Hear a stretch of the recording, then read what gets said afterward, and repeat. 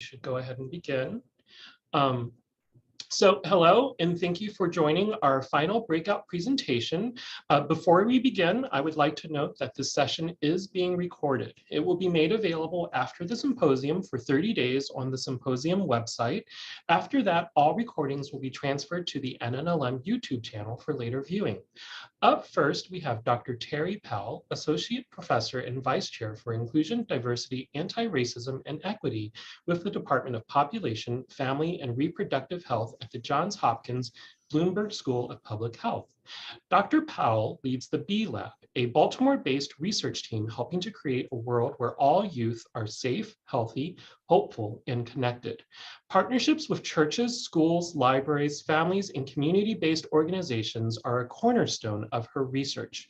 Most recently, she led the development of the Better Together intervention, an age-appropriate, culturally relevant 8-session library-based intervention designed to prevent early substance use among Black youth affected by parental drug use.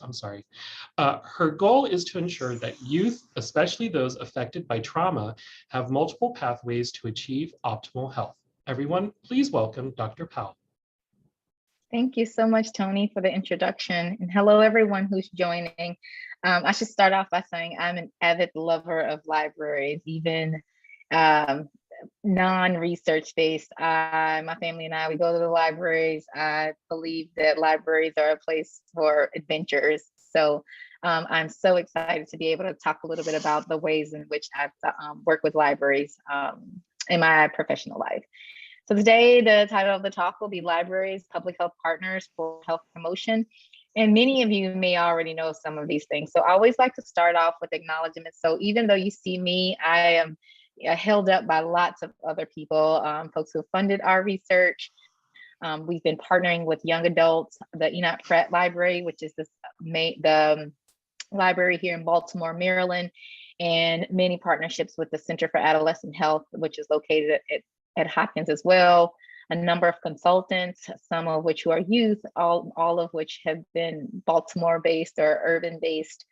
The participants, folks who continually talk to us, and of course, the rest of my research team. So I always like to say thank you to them so everyone understands that you see me, but I'm just one of a huge team of people doing this work.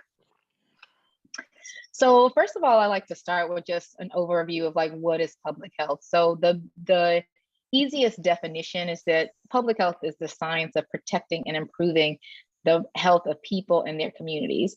And so the reason I think it's important to start here is that often when people think about health, we instantly go to healthcare or individual health. But instead, public health, the idea is like, how do we create systems and how do we understand injuries and disease and health so that most folks or everybody can proceed and have a healthy lifestyle. And so what does it look like? Promoting healthy lifestyle. So what do we know that works with most folks about how to achieve optimal health? Researching disease and injury prevention. We understand that, you know, life is not just having a good, healthy life. It's not just the absence of disease, but also the prevention of some things, but then also the well-being. So lots of public health research looks at not just, you know, physical health, but mental health, sexual health, social well-being, cohesion in communities. And then ultimately, like, our strategies are to detect, prevent, and respond to infectious diseases. And one of the most recent, of course, being COVID. So I'm sure you've seen lots of public health professionals talking about that as well.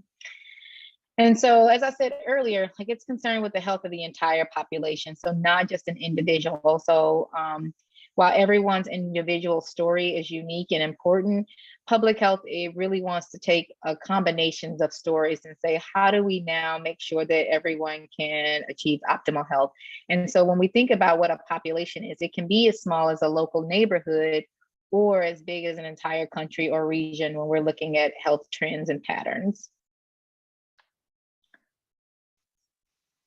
And so this, what do we know about libraries? Like, there are nearly 17,000 public libraries branches in the US. And if we included school libraries, it hit almost 120,000 libraries. And so if we think about it, there's research to show that public libraries serve over 95% of the population. And that is including from, like, cradle to grave, all in between, the babies, the elderly. And one of the things that I've loved about working in libraries is that they are located across neighborhoods. So whereas sometimes research centers or hospitals are not necessarily not as easily accessible to some communities, libraries are. Like, they are the places that they're usually, many of them in a city or even in rural communities, and they're able to service, like, folks across the income strata, urbanicity, and age strata.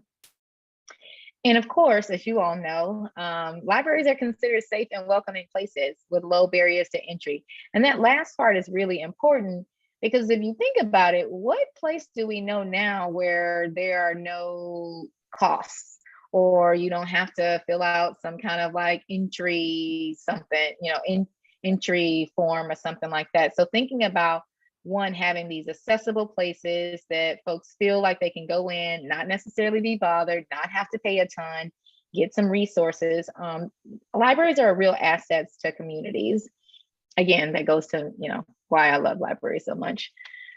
And so I really want to get into, and these are just some, and I'd love for folks in the discussion to tell me about some of the programs that your libraries have had.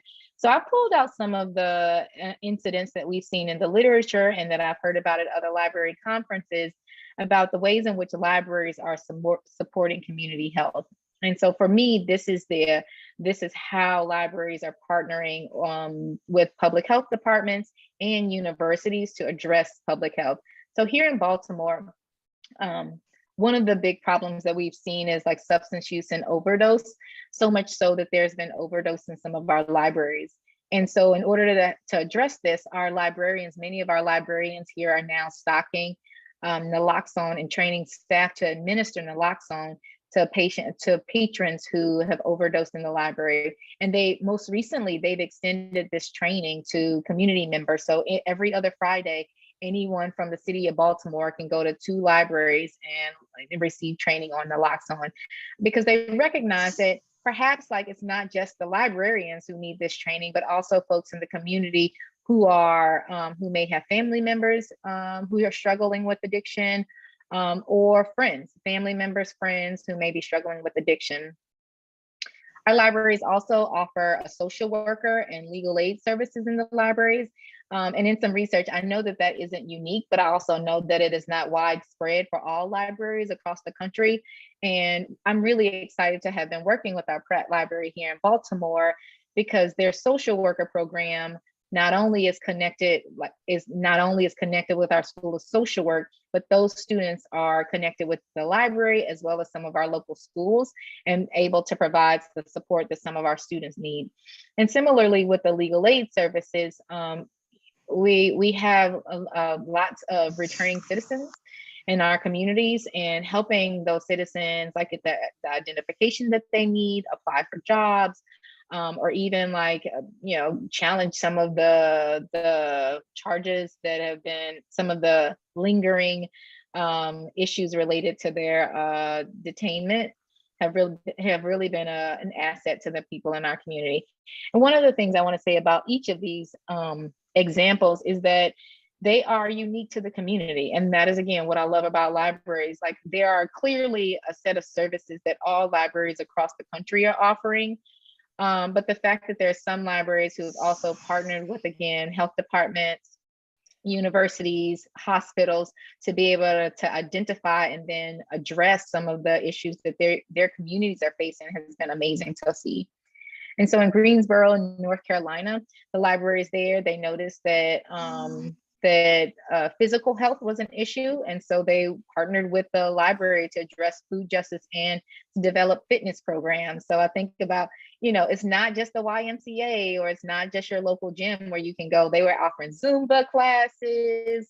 and move classes for the little kids, again, to start to develop this sense of like health and healthiness at a young age, but also making it family friendly. Because again, the library serves 95% of our population from like birth to death, right? So, and in Charleston, South Carolina, there's a program called WISE, which stands for Women in the Southeast. And they recognize that women were having challenges getting to their hospitals, especially with the travel. And they wanted to offer high quality healthcare to women. And so in an earlier study, before they started partnering with libraries, they asked residents, like, where would you go? Where would you want to go? What's near you that you could be able to go to have a telehealth visit? Or if we had like practitioners come to offer some like low basic kind of like answer questions, where would you go? And libraries emerged as a place. And so they started partnering with the libraries, the health system there to be able to offer some of these services to women, especially those in the most rural areas, and they have like a little mobile clinic now that goes out. I mean, it's been really incredible to see develop over time. And then in San Diego, again, thinking about what are the issues that are important to cities. As you know, San Diego is close to the border. There are a number of folks who are coming across the border, living in San Diego, who are interested in taking the citizenship test and going through that process. And so they now offer citizenship classes. This isn't something that is a huge issue here, but perhaps in other border cities, this might be a model for other border cities to be able to think about, how do we service the people in our community, and what are their needs, and what can we do to address them? And so most recently, we've seen lots of examples of libraries supporting COVID. Again, I'm sure these are not, and this is not an exhaustive list, just a list of ones that I know of. And the ways that libraries were also supporting COVID efforts. This was one of the biggest public health challenges of our recent times. And so being able to have all hands on deck has, again, like really helped us drive down the deaths and hospitalizations of folks. And so in Bucyrus, Ohio, and even here in Baltimore, our libraries partnered with the health department to distribute at-home COVID tests. And then later in the most recently here in Baltimore, our libraries were offering free at-home tests. So before our government started to send them out, they're like, hey, we have tests, we want people to get them. Come to the library on a Saturday morning and pick up. Each family can and you didn't even have to have a library card, but each family can pick up an at-home test. And this is really important, especially if you think about earlier this year during the surge in January, when kids were going back to school, everybody was really nervous. So being able to have a free at-home test or set of at-home tests for the family was really important, because they're not cheap. If any of you like me have like bought lots of those tests, like you can really rack up a bill. So this really came in handy for families, especially who needed at-home tests. In Pottsboro, Texas, they were offering telehealth. So if you think about during COVID, folks weren't really going out, like hospitals were overrun. And so they offered telehealth services and patient navigation to increase the access, again, for rural and elderly residents. And if you think about folks who were most affected by COVID in the earlier days, it was our elderly population. So making sure that, not only were they being safe and protected from COVID, but, the older we get, the more health issues we have. And so if people aren't able to get the medical care that they need to prevent some of those issues, or to keep their chronic conditions at bay, we could have seen a lot more death. So they partner with folks in Texas. Libraries partner with health departments and medical centers to be able to provide those services. In Maryland, but not in Baltimore, in Prince George's County, there, when the vaccine first came out, they created a whole vaccine hunter hotline. I was so impressed to learn about this. They literally, these are people who you could call them and they'll tell you, like, this place has the vaccine. Because if you remember, lots of folks are very eager to get the vaccine in the initial days, and they were running out, or people were confused about what the eligibility or who was in which group. And so they created a vaccine hunter hotline to be able to help people get the vaccine as quickly as possible. In Ohio, in addition, we were in COVID and everybody was digital, but not everybody had a digital space. And so we both of these cities offered longer and more hotspot rentals so that we could increase broadband accessibility, especially for, again, the kids who are going to school and who relied heavily on internet services to be able to learn. So lots of wonderful things already happening with these partnerships between libraries and public health entities. And so as I just want to kind of wrap up with, and I still think there's more to do, and I'm so excited to be a part of some of this work. And so one of the things that we've learned is that public health libraries and public health partnerships can continue to offer trainings for librarians and library staff in general. In a way that we've seen. My team conducted a study last year of 269 library staff across the country from 37 states. And we learned that almost 85% of folks had received some kind of training on a health topic. And they said that we were interested specifically in like youth health topics. And they said that, yeah, we'd be comfortable talking about sexual and reproductive health and substance use and infectious disease.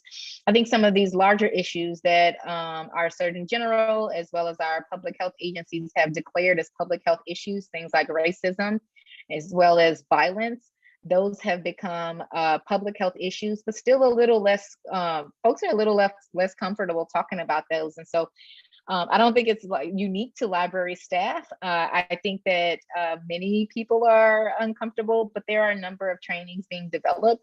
And I think that we can start to extend those trainings from public health professionals to library staff as well.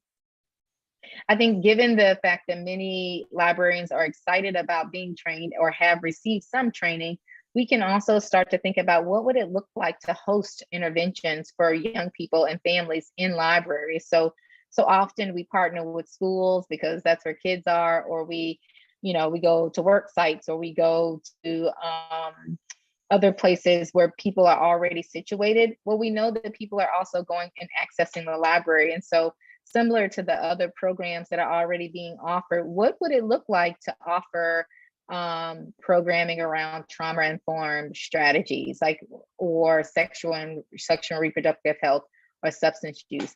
Like, what would that look like, and how might we be able to support libraries and library staff to be able to invite people to those and then feel comfortable and capable in addressing some of the issues, or even connecting people to services if they were able to be a part of those programs? And then the last point, I think that I hopefully started to show in my previous slides, were about really extending health and telehealth services. We've seen it happen in rural areas for women and elderly. I think that we can probably push the envelope, right? Like, how do we now partner with like other healthcare providers to think about mental health and well child visits? I think that the hard part there would be us thinking about what would space need to look like to be able to provide some of these confidential services. But I don't think that is an insurmountable barrier for us to climb, especially given all of the work that librarians and public health folks have already done. I think now we get in-home testing, maybe we extend it. Like, what would it, like, some of our libraries here have been vaccination sites, right? Like, they set up clinics outside in the parking lot, some of the drive-through testing spaces. How do we extend that? And are there ways that libraries can support those efforts as well? And then finally, just connecting to some of these other broader social determinants of health that affect that may be equally important. So not just the individual health, but how do we help families find housing and support? Like, I've seen lots of places that already have job programs, so like thinking about housing and food, connecting to those types of services, or even like inviting those services in to say, hey, on this day you can come and we have our food pantry or something like that. So I think that there's so many great things happening already, and I just wanted to make sure I left folks with some other ideas in case you've done all of the things on my previous slides. I think there's still some space where libraries and public health partnerships can really support communities.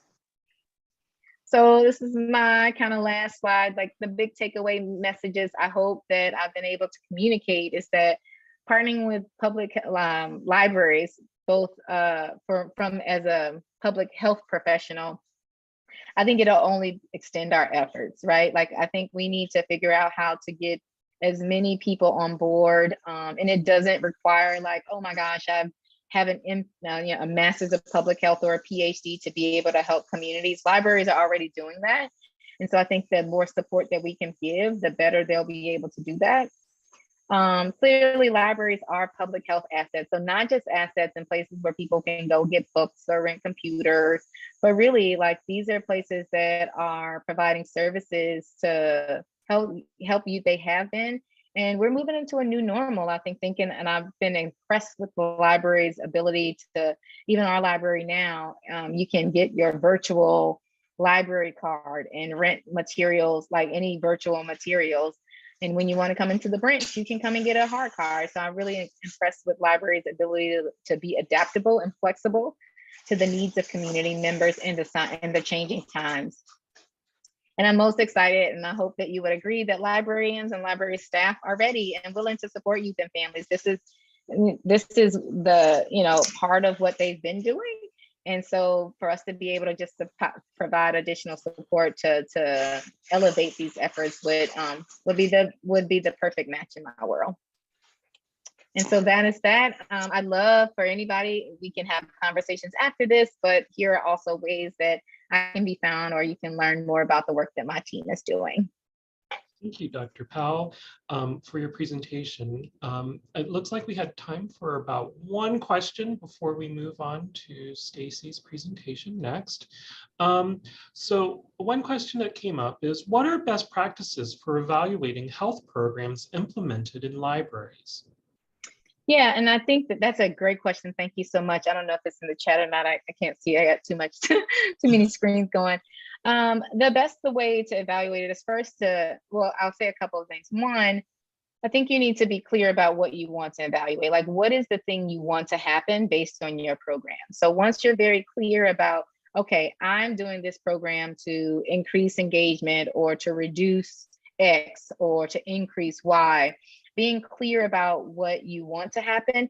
And then the researcher in me would always say, like, do a pre and post test. So anybody who enrolls in a program, like the first thing we do it now, like during COVID, we really got skilled at offering online surveys.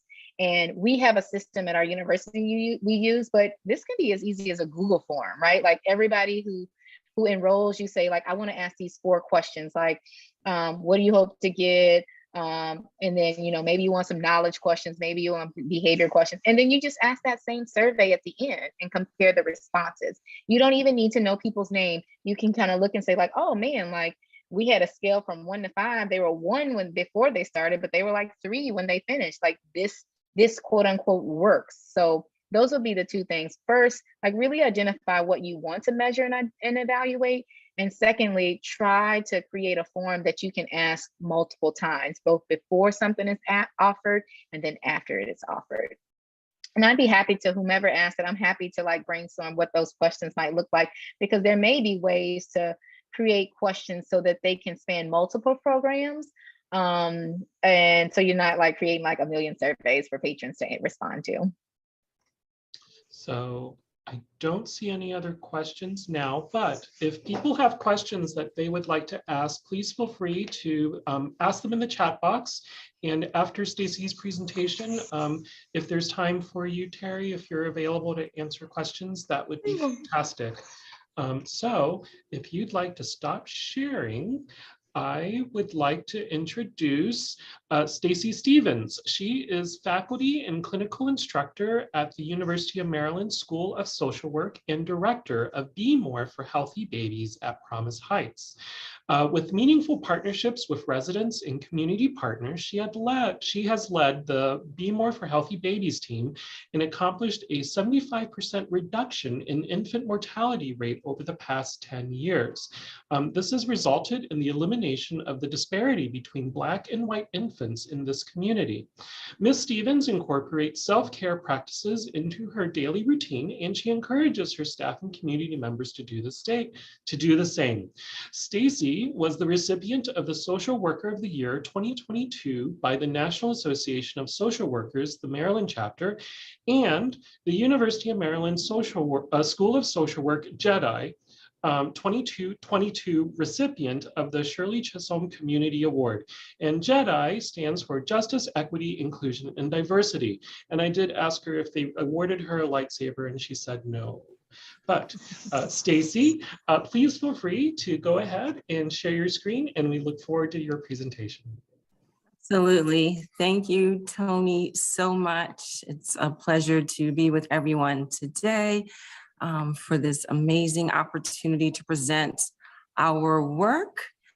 And so I want to start off and join Dr. Powell. She was saying that she was a bibliophile, that I too entered this space as a social worker and a bibliophile and a great supporter of local libraries across many jurisdictions. I've got library cards for pretty much every county in Maryland, and I have no shame about it. So again, it's a pleasure for me to be a part of this conference today, and I would like to start by recognizing that we are at the end of Women's History Month and Social Work Month, and that many of us are preparing for Black Maternal Health Week, which will be observed during the second week of April.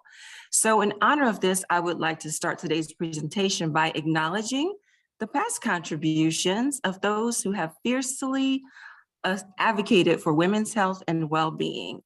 Every woman, every birthing person, historic granny midwife, midwives, currently doulas, birth attendants, public health supports, physicians, Dorothy Height, Shirley Chisholm, Mary Turse Terrell, mothers who we lost along the journey, sisters, aunties, grandmothers, and fathers who have stood in the gap with their medical green books and raised their voices, demanding that birthing people are heard, seen, and respected and understood during their birthing process and journey.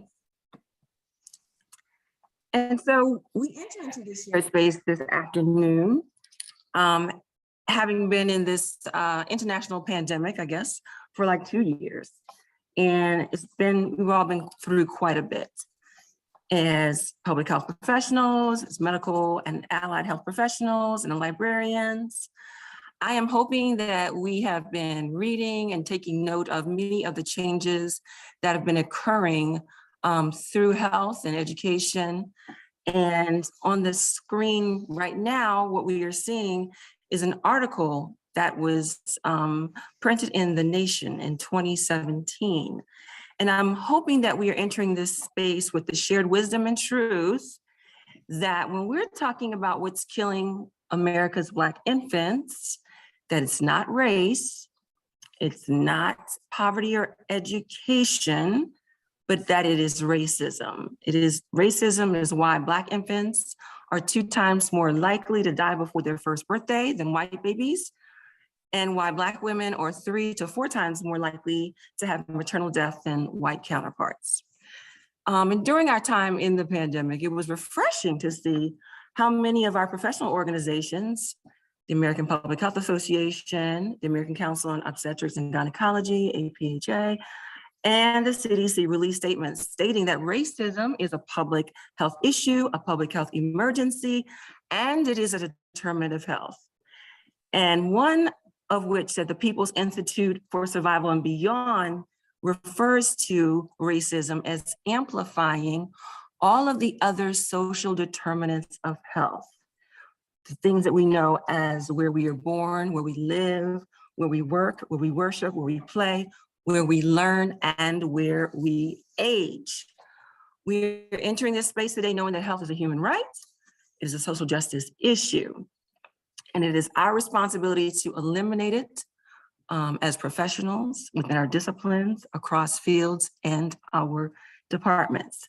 So during today's presentation, I will give an overview of Be More for Healthy Babies citywide initiatives and focus mostly on the progress of Be More for Healthy Babies in the communities of West Baltimore, Upton and Druid Heights, and share how this collective learning and collective impact work has led to that significant decline in the infant mortality rate in Baltimore City, Maryland.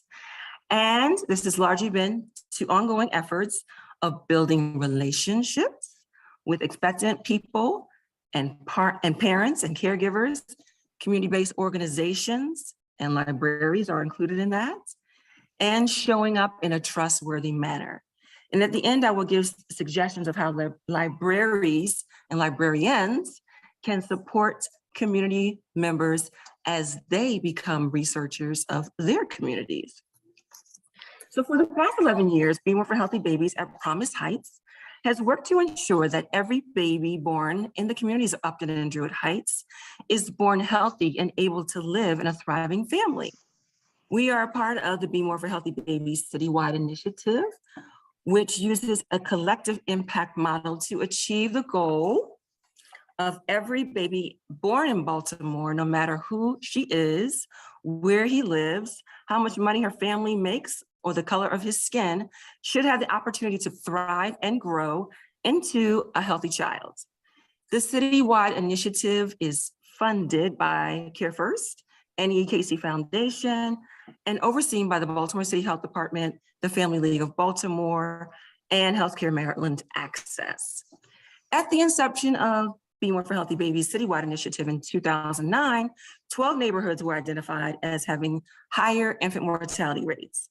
And additional funding was given to 3 of those communities so that we could do our own community-based initiatives in those communities. At that point in time, Baltimore City had the 4th worst infant mortality rate in the United States for cities the same size. There were 128 babies that died. 27 of them were because they were placed in unsafe sleep positions, and Black babies died 5 times higher rate than white babies. The communities of Upton and Druid Heights received additional funding through Be More for Healthy Babies Promise Heights. Our programmatic efforts started in 2011, and at that time, the infant mortality rate was 3 times higher than that of white babies. It was 15 deaths per 1,000 live births. And so our place-based initiative is out of the School of Social Work and the School of Medicine. We are charged with reducing the infant mortality rate. And today there are about 10,000 residents who live in the community of Upton and Druid Heights. 92% of them are African-American. The median income is about $22,000 per year. And life expectancy for residents is 56.7 years of age, the lowest in Baltimore City. And so here's a picture that kind of reflects the communities. The residents of the 2 communities are like many other across the country, where persistent disparities in healthcare and healthcare access and outcomes, including poor birth outcomes and maternal health outcomes, is largely due to the built and lived environment and poor social conditions. The picture to the left shows the 2 communities sit and lie in the Black butterfly, coined by Dr. Lawrence Brown, areas that are impacted by red line, which we all know is racial residential segregation, that has resulted in generations of disinvestment. And evidence of this can be seen in the maps that you can see there, highlighting the social determinants of health, including community violence, where there are high shooting calls, high vacancies, incarceration, the lack of green space, and food apartheid. Prior to the pandemic, the factors of community safety, social isolation, and well-being were not new for this community, but pandemic-related stressors, along with grief and loss, contributed to additional strain on the well-being and safety of residents. The picture to the right shows a press conference that was held in the community last summer, where Mayor Brandon Scott announced the accomplishment of our efforts, that 10-year effort in collectively working with residents to reduce that infant mortality rate. And I want to say that that reduction of 3.8 per 1,000 live births is a rate that's below Baltimore City's overall white infant mortality rate. It's well below Maryland's overall rate and the United States rate as well. In fact, that rate is comparable to some counties in Baltimore that are wealthier and other counties that are wealthier across the country. We celebrate that accomplishment with residents who were very much involved in accomplishing that goal. This picture shows many of us are familiar with These are the key determinants of health outcomes, including racial health disparities seen in the 2 communities in which we do our work. The impact that this has on residents' abilities to access healthcare practices and healthcare services is pretty huge.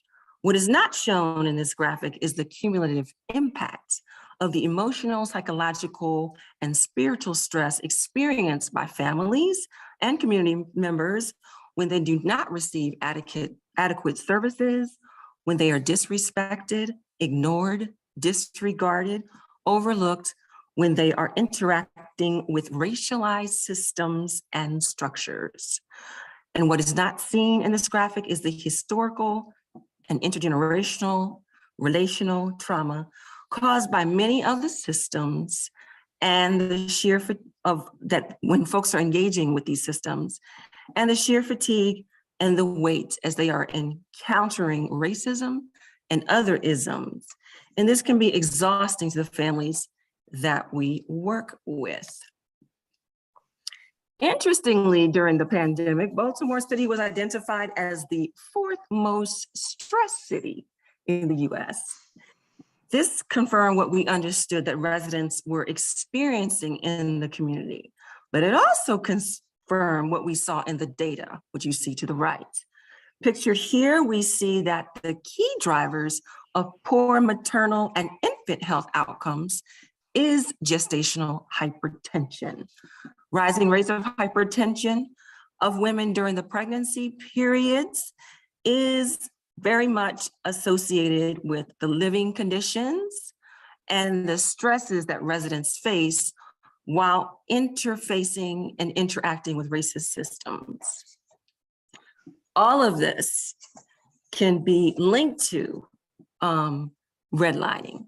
And so as we look at all the racial disparities in mortality and health outcomes, they are due to discriminatory redlining practices in Baltimore City, which started in the early 1900s and have set up communities to generationally have poor health outcomes, higher poverty, and lower rates of home ownership. And so when we do our work in Be More for Healthy Babies in the communities of Upton and Druid Heights, we take a cradle to career approach. And Be More for Healthy Babies is the cradle portion of the pipeline of services. Our target population is expected and parenting families or caregivers who have children ages 0 to 5 and their influencers.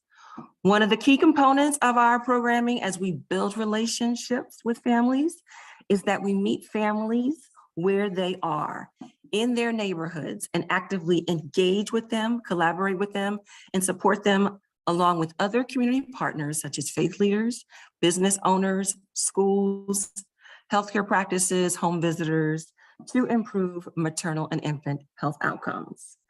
Our team is comprised of perinatal community health workers, whom we call resource parents, certified lactation counselors, social workers, early childhood mental health consultants, early childhood assistants, and a host of fierce mothers, fathers, peer leaders, students from various graduate programs, School of Nursing, School of Medicine, and School of Social Work. We receive referrals from community partners and residents, but our strongest referral source has been by word of mouth from families who have previously received our services. This work is led by community health workers, and we are skilled in trauma-informed approaches, and we are skilled in understanding anti-oppression and power dynamics within ourselves as we are of service to community members. And we also are looking at structural inequities as they exist in services and systems.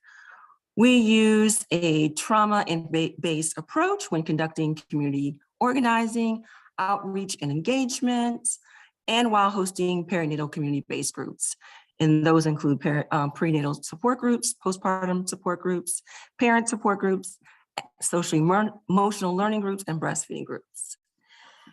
This is a picture of our reproductive health programs that we offer, postpartum care, parenting groups. Many of our perinatal groups were previously held in communities and churches and in libraries, Enoch Pratt Library, on North Avenue, community centers, barbershops, and recreation centers. We are now hosting many of our groups virtually. We generally host about 25 activities per quarter. Participants have shared that the perinatal groups have been informative and that they have allowed residents to connect and deepen existing social connections. And we try to create a welcoming, inclusive environment, one that will support pretty much acting as a buffer to many of the stressors that residents are facing. We also provide case management services and assess protective and risk factors that pregnant and parenting people may be experiencing, and we refer them to local resources and give them diapers, wipes, essential household supplies, and breastfeeding supports. Every day in the work that we do, we are working in our engagement to be trustworthy or be seen by our residents as being trustworthy, because we recognize the great harm that the medical community has caused for many of our participants and residents. And so this process of being trustworthy is a very fluid process. Here you see pictured a model that was created by the Association of American Medical Centers. It's a part of their toolkit for medical providers. It includes 10 principles to increase trustworthiness when engaging the community.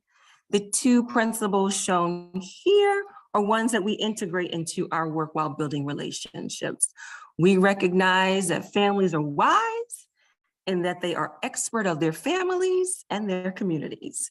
When we enter communities, we enter with deep respect, honoring their tradition beliefs, and create spaces for them to share their wisdom and lived experience. This is highlighting the approach of how we are centering women's voices, valuing their lived experiences, and viewing them as the experts of their family during the perinatal period. This model offers a refreshing strength-based approach to what the social determinants of health and well-being and optimal health could look like as we work to improve maternal and infant health outcomes. And racially and congruent care is important in delivering perinatal community-based services. It's important that we are treating residents with respect and dignity, and that when we are listening to them, we are really making an effort to implement what we have heard into existing programming. And so now on to some of our successes.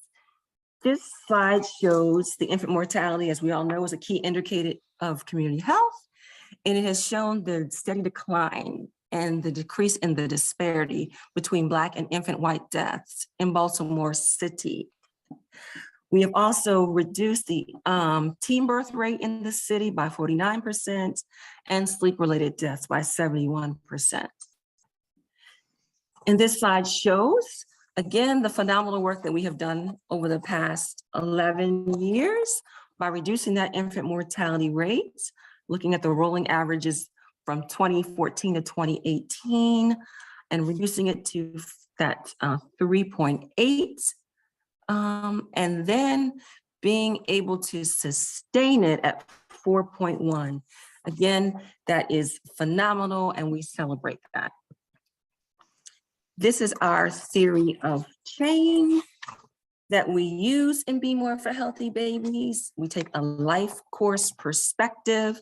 We try to address making these changes, not during just the pregnancy period, but again, we're trying to make these changes across the lifespan and taking a micro, meso, and macro approach. This is showing our theory of change as we are serving families who have children ages 0 to 5 and addressing social determinants of health. It's a critical part of that as we are improving health outcomes and also preparing our earliest learners and making sure they're ready for kindergarten. And so here are some additional outcomes that we want to share with you. We have learned that we have also made reductions in preterm birth, and this has been tremendous. We have decreased that over the last year by 56%. We have also decreased low birth weight rates, and by 58%. We have increased our breastfeeding rates by 59%, an overall increase over the last 10 years by 63%, better than the city. And this has resulted in like 0 infant and fetal deaths as well. And so we celebrate this, but we know that there's a whole lot more work to do. We know that we must change the built and lived environment, and we must go upstream, which requires deepening our collaborative efforts across diverse sectors. This is one of my favorite slides. This gets into the work that we do in the community about promoting health literacy and literacy. And so we start early with this, with our baby basics books. At pregnancy, these are the books that what to expect when you are pregnant, created for our moms when they're expecting, so they can learn at every step of their pregnancy what it is that they may anticipate. And then we also distribute little free libraries throughout the community for everyone to access books for free. We ask that all of our participants have a library card during the 3rd trimester of their pregnancy. And once babies are born, we get them engaged in ENOP Prac services, attending Mother Goose early on. And as Dr. Powell mentioned, our libraries have done a phenomenal job during the COVID-19 pandemic of making sure that they are addressing misinformation, making sure that they were providing services to decrease the digital divide, having computers available, distributing testing kits, and providing safe havens for youth after school. And so we greatly appreciate that. Overall, we have about 30 community-based partners who assist us in all of our work. And this is a picture of some of the work that we started during the pandemic to promote reading and advocacy. These are pictures of our quarterly article club. Parents are invited to attend. It's open to community members. We basically select a topic, and participants are allowed to read a quick article about something that is impacting their health, mental well-being, and they are able to share their perspectives and learn how others have also experienced that topic. And so we use this learning community to provide participants an opportunity to strengthen their voice, gain new insights, and become greater advocates as they are learning to make better informed decisions for their health and their community's health. And so over the years, we have partnered with the Health Science Library. Librarians have been critical. They have supported our community outreach efforts. They have met us at our pop-ups in the community where we educate folks. They have led health fairs in high schools, and they have informed us of grants that have supported our works. And so this is just some examples of ways that librarians can support future work, particularly as we are exploring opportunities for community members to become researchers. And so outsourced materials really matter. I want to stress that. The majority of our work involves engaging and educating community members and community partners, and it is helpful to be a part of the university community and gain access to peer-reviewed articles and newspapers. This helps us to see what other colleagues are doing in the field, and it would be helpful if when doing a search and reviewing peer-reviewed articles, if they linked to other sources such as The Atlantic and NPR, which interestingly cover similar health and mental health topics in their magazines. They cover stories of lives that have been impacted by health issues that our staff, our team, and community members find relatable and easier to read and understand. And so many universities can subsidize maybe access to the New York Times or maybe the Washington Post, so that when we are sharing links for our article clubs, residents would not need to have subscriptions to read many of these articles, and that would be helpful. We also want to say that we would like a greater access to qualitative research. We listen to and collect the stories of women's birth experiences and birth journeys and their parenting memories monthly by story banking. And it is a way to collect this information as qualitative data for future articles, presentations, and funding. More importantly, the process of remembering and retelling and reclaiming individuals' stories is healing around addressing racial trauma and traumatic experiences. But it also provides ways for residents to see that they are not alone in these experiences. For example, like I think Vox article around Serena Williams' birth trauma really resonated with our participants. And so how can librarians raise qualitative research to support residents' lived experiences as they look to make changes in social conditions, built and lived environments and experiences within healthcare? It's another opportunity. And so then we also see opportunities for growth of residents and families as researchers, deepening relationship with public libraries and partnering with them. We've done a lot of that with Enoch Pratt. Enoch Pratt has done an excellent job, as I said, during the pandemic. And this really lends opportunities for residents to access the libraries in different ways. And so there are new opportunities that might emerge if we can reimagine how many of our libraries can continue to open themselves up to spark interest for future members, young members who may be interested in entering into medical and allied health profession. So what are new ways that librarians can engage and promote residents to research their own communities? And lastly, I want to offer this importance of bidirectional learning opportunities. I believe that we have what untapped repositories of photos or documents exist in medical libraries of the lived experience of residents from surrounding cities and counties that might be of interest to residents. What pictures and documents might be of interest to medical librarians that families and community members may have? Many families keep journals and albums documenting their family histories and engage with librarians on their quest to better understand their family tree and genealogy. And what would it look like for residents to share some of this information about their family's lived experiences in the community and region? And how might this contribute to some of future research conducted by allied health professionals? Okay. And so here I want to leave you with examples of the community being abundant. We have found residents in our communities to be extremely resourceful, knowledgeable, giving, supportive of each other, and involved in supporting their communities.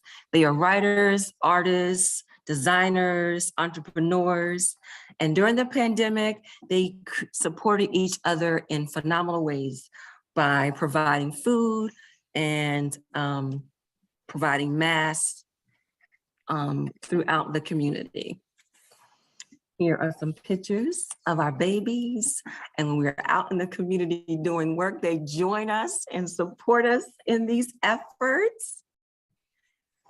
This is our community advisory structure. We have our 8th group of peer leaders are joining us this week, former women who've been involved in our program, and they'll be joining us as 4 of them. And many of them in the past year, we were able to support them in becoming doulas and also lactation counselors. So we were excited about those opportunities. And these are examples of ways that we pivoted in the community. We had to respond and support mental health issues And we offered meditation and mindfulness sessions. And we also provided food throughout the community, serving at least 200 people per month with healthy food to address food shortages and to support Black caterers in the community. This is an example of a journal that our moms created to encourage themselves as they were navigating and dealing with grief and loss and mental well-being. It was an I affirm you, we affirm each other journal. And then they created t-shirts to go with it, extremely creative. And so they walk out to the community and share the work and show how they have been involved and engaged in the work that we're doing. And finally, I just want to leave you with a quote that we received an email from one of our teen moms' parents expressing her gratitude to our program as we were working with her daughter during her pregnancy. The daughter had a baby and was able to remain in, the family was able to remain in their housing. And because of some funding that we provided for them so that they wouldn't be able to stay in their housing, she became a peer leader and a great support and promoter of the program within her own local high school. And she graduated from high school last year. Mom and baby are doing well. And so this was this mom's note to us, just thanking us for the services that we were able to provide. Here's our dynamic team that recently received this JEDI award, and we are excited about this. And so I just want to thank the team for all the work that they have done. And we thank you for listening and considering opportunities and ways for you to deepen the work that you're doing in support of health and health outcomes of the communities in which you work in. Thank you. Thank you, Stacey, for your presentation. I learned a lot more about the Be More for Healthy Babies program, so I was very happy to hear about that. We have time for, I think, one question from your presentation, Stacey, and I think it was also +1, so I'm going to read that one.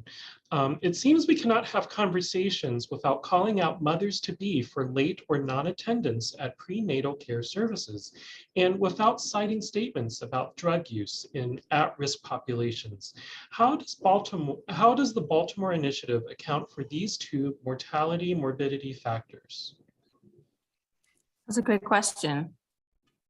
I think with all of our work, we really try that whole piece of building relationships with our families is critical and gaining trust. And so showing up, recognizing, just as we are looking at people dealing with hesitancy around vaccination, that is a part of folks accessing services, right?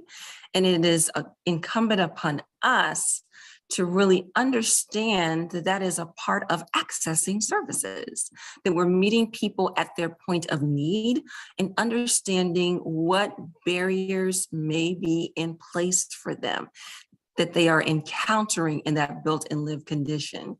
Is it that they are stressed? Is it because they have to work and they don't have childcare and they're not able to get into their prenatal visit? And so it is through relationships that we can learn this, that close proximity relationship, and deeply listening and understanding the obstacles. You know, transit equity and inequities are real. And so many of our families have challenges in making sure they're trying to make appointments, and we have to go to use 2, 3, 4 buses in order to, get to the healthcare provider. And so we choose to look at those as contributing factors when we are interfacing and we are trying to explore ways to support.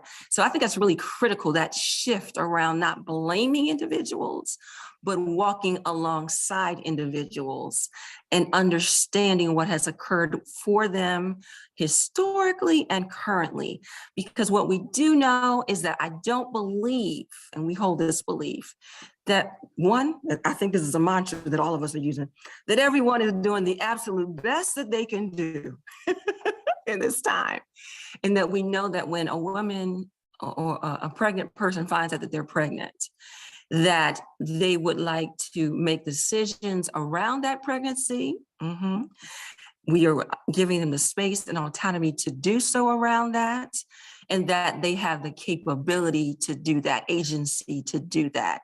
And so that's a little bit of a shift from the naming and the blaming. And I hope that answered the question. Well, I hope so too. But thank you so much, both Stacey and Terri, for taking the time to present to everyone today. Also, thank you to all of our attendees for taking the time to attend our session. I apologize that we don't have time for more questions, but I will save the chat. So I know that there were a lot of articles that were shared and everything. I'd be happy to share that to both you, Terri and Stacey as well. And I want to let everyone know that starting at 3:45, we will have our final keynote presentation of the Research Symposium. Professor Jonathan Eldridge will present A Whole New World Relating to Research. At the end of the symposium, you'll see a new tab added to the conference platform labeled Evaluation. You may need to refresh your browser to see the new tab, but once you click on that link, it'll take you to a REDCap evaluation page. After you've completed the evaluation, you'll see the next steps you can take to earn 10 MLA CE credits. Thank you all, and we hope you've enjoyed the symposium so far, and we will see you at the final session. Again, thank you, Stacey and Terri. I really appreciate all of this, and I will be happy to forward everything that was shared in the chat box as soon as Margie ends the session, or Margie ends the session. I'm sorry, I mispronounced your last name or first name, Margie. That's okay. All right. All right. Bye. Bye, everyone. Thank you. Bye-bye, everyone. Bye.